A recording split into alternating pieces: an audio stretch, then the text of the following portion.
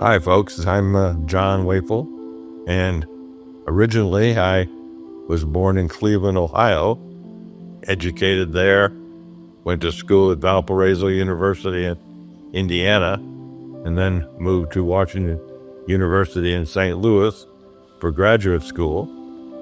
Then I worked at the Naval Research Laboratory and the University of Chicago before coming to Baton Rouge and joining LSU, from which I retired a number of years ago.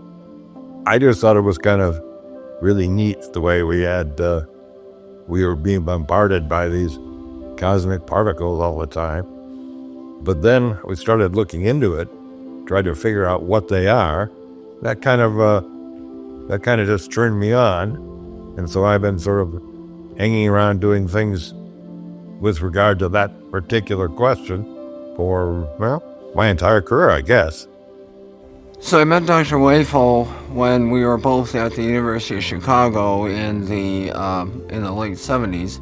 He was assigned by my main mentor, John Simpson, to be my guide, if you will.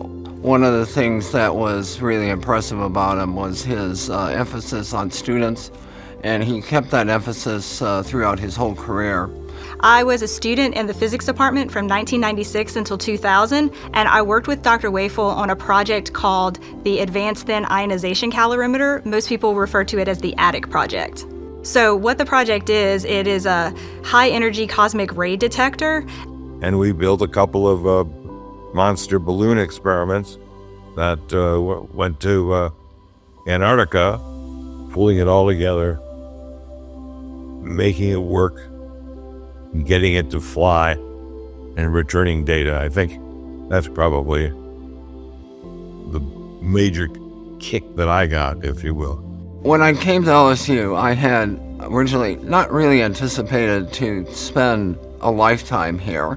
The thing is that John established one of the 4 or 5 top research laboratories in this field in the United States. In his career, he's done a lot of things that have really had high value impact to the College of Science and to physics in particular at LSU. He's had tons of grants, great projects that were funded, great collaborations with lots of different universities, with NASA, things that are still making an impact on high energy astrophysics. It's a very broad and impactful life that he's had.